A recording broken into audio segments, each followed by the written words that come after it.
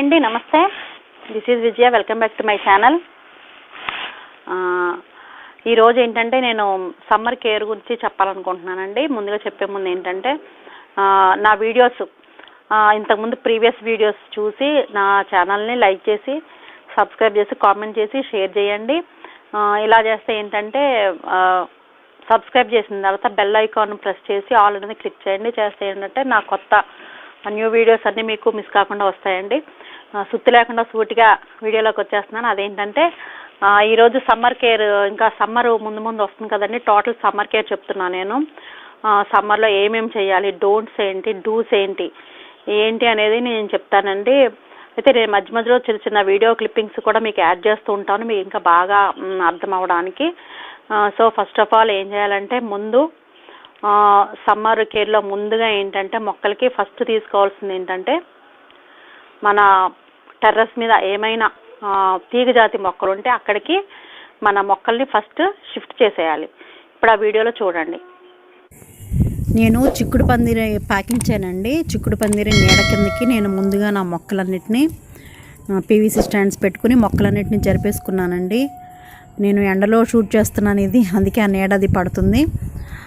చూడండి, ఇట్లా షేడ్లోకి ముందుకి జరిపేసుకున్నాను. జరిపేసుకున్న తర్వాత మిగతా ప్రాసెస్ అంతా చేశానండి. మీకు ఇదే కాకుండా ఇంకేమన్నా పందిళ్ళు ఉన్నా, లేకపోతే పెద్ద పెద్ద చెట్లు మీకు టెర్రస్లో ఉన్నా సరే ఆ చెట్లు నీడ కిందకి మీరు చిన్న మొక్కలను జరిపేసుకోండి. అప్పుడు రక్షణగా ఉంటుంది అన్నమాట, అంటే వాడిపోకుండా రక్షణగా ఉంటుంది. నెక్స్ట్ ఏంటంటే మల్చింగ్ చేసుకోవాలండి. ఎండిపోయిన ఆకులు ఉంటాయి చూసారా, ఎండిపోయిన ఆకులతోటి మన మొక్కలకి మల్చింగ్ చేసుకోవాలి. మల్చింగ్ చేసుకుంటే మనం వేసిన వాటర్ ఏంటంటే డ్రై అయిపోకుండా ఈ మల్చింగ్ చేసిన ఆకులు మనకి కాపాడతాయి అన్నమాట, మొక్కల్ని కాపాడతాయి. చిక్కుడు సీజన్ అయిపోయింది కదండి, చిక్కుడు ఆకులన్నీ రాలిపోతే నేను తీసి ఉంచుకున్నానండి మల్చింగ్ కోసమని. ఇదిగోండి, గ్రో బ్యాగ్లో పెట్టుకున్న టమాటాకి నేను మల్చింగ్గా యూస్ చేస్తున్నాను. మల్చింగ్ అంటే ఏం లేదండి, ఆకుల్ని తడారిపోనికుండా ఆకుల్ని మొక్కకు సపోర్ట్గా పెట్టడం అంతే. ఈ విధంగా చేస్తే బాగుంటుంది. అంటే ఇవన్నీ ఏంటంటే షేడ్ నెట్ వేసుకోకుండా చేయాల్సినవి అన్నమాట. తర్వాత వాటర్ బాటిల్స్ నేను చిన్న షార్ట్ వీడియోస్లో పెట్టానంటే వాటర్ బాటిల్స్కి హోల్ పెట్టి దాన్ని కూడా పెట్టడం అనేది ఇప్పుడు కూడా నేను ఈ వీడియో క్లిప్పింగ్ యాడ్ చేస్తున్నాను, అది కూడా చూడండి. నేను 1 లీటర్ బాటిల్స్ తీసుకుని ఇట్లా స్టవ్ మీద ఒక మేకు పెట్టుకుని ఒక నెయిల్ అది పెట్టుకుని వేడి చేసుకుని కన్నాలు పెట్టుకున్నానండి. 3 లేకపోతే 2 ఒకటైనా పెట్టుకోవచ్చు. ఈ విధంగా నేను ఒక 4 బాటిల్స్ సిద్ధం చేసుకున్నాను. చూసారా ఎలా పడుతుందో, మనం నొక్కితే పడుతుంది అనమాట, అది నొక్కకుండా అట్లా పెట్టేస్తే బాగానే ఉంటుందండి. ఇప్పుడు మనం ఈ బాటిల్స్ని ఇలా కుండీలో పెట్టేసుకోవాలండి. ఇట్లా ముందు మట్టి అంతా పక్కకు తీసుకుని ఇలా పెట్టుకుని దీని చుట్టూ మట్టి వేసుకుంటే ఏమవుతుందంటే బాటిల్ స్టాండర్డ్గా నిలబడుతుంది. సమ్మర్లో ఏంటంటే మొక్క ఎండిపోకుండా బతికి ఉంటుందన్నమాట. ఇప్పుడు చూడండి, మందార మొక్క కలుపులు పీకేస్తుంది. ఈ బాటిల్ చూసారా, ఇప్పుడు కాస్త ఇట్లా మట్టి ఇట్లా పక్కకు అనుకుని బాటిల్ పెడితే నిలబడుతుందండి.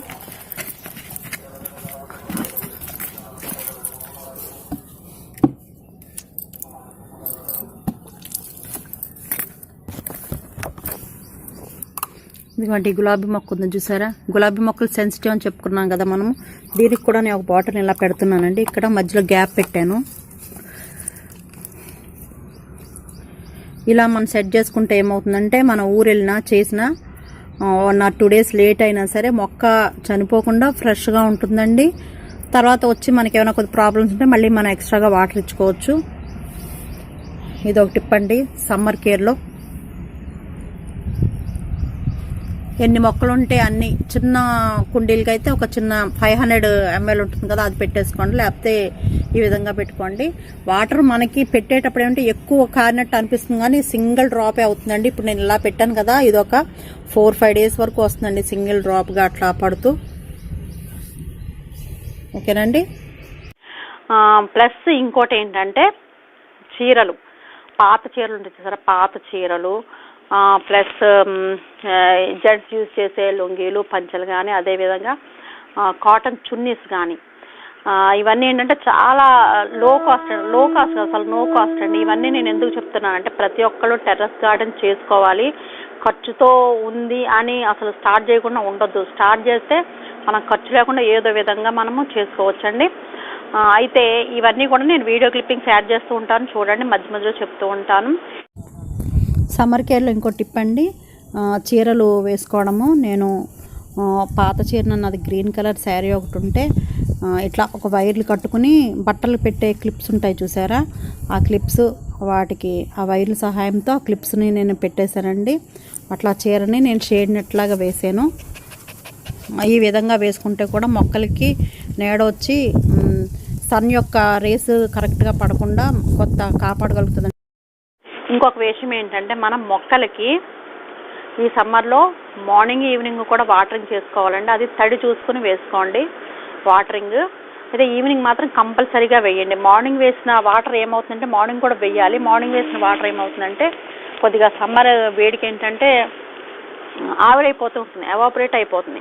అదే మనం నైట్ వేసామనుకోండి, నైట్ వేసిన వాటర్ వల్ల ఏమవుతుందంటే అది చక్కగా పీల్చుకుని వేళ్ళన్నీ పీల్చుకుని దానికి కావాల్సిన ఎనర్జీని తీసుకుని మిగతాది డ్రైన్ చేస్తుంది. కాబట్టి వాటరింగ్ అనేది కంపల్సరీగా ఈవినింగ్ పూట చేయండి.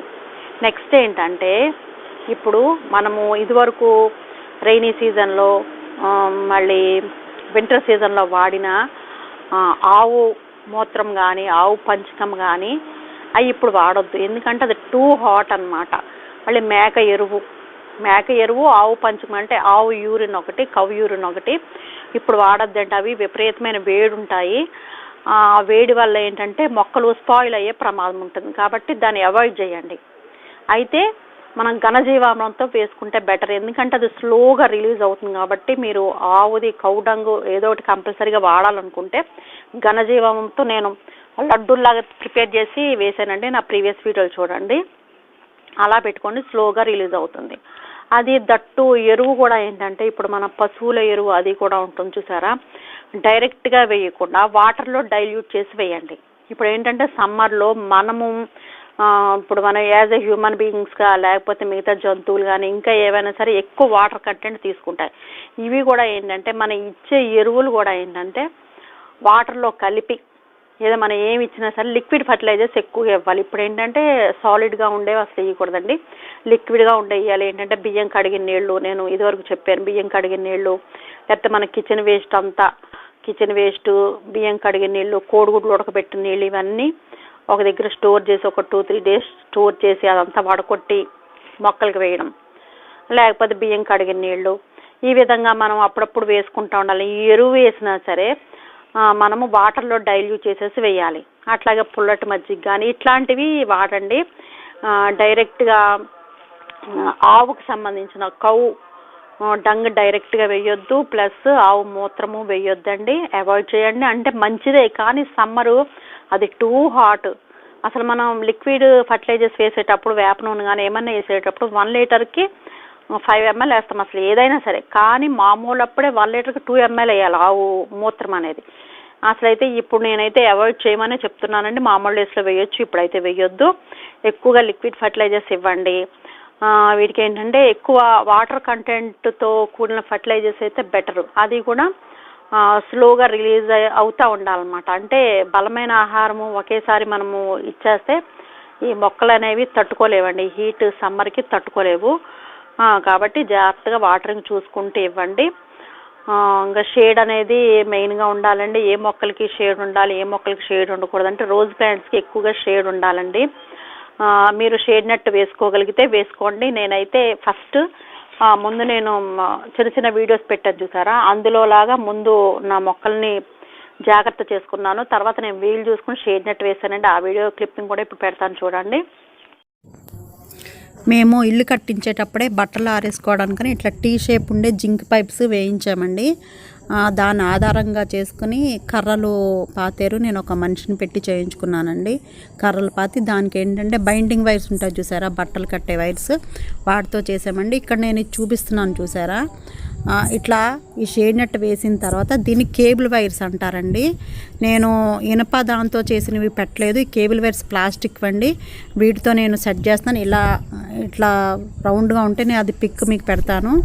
అది ఇలా పెట్టి ఇట్లా నొక్కేస్తే ఏమవుతుందంటే టచ్ అయిపోతుంది. మనం ప్రతి సమ్మర్కి దాన్ని తీసుకుని మళ్ళీ మనం వాడుకోవచ్చండి. రీయూజ్కి బాగుంటుందని నేను అది వాడాను అనమాట. ఈ విధంగా నేను షేడ్ నెట్ వేసుకున్నానండి.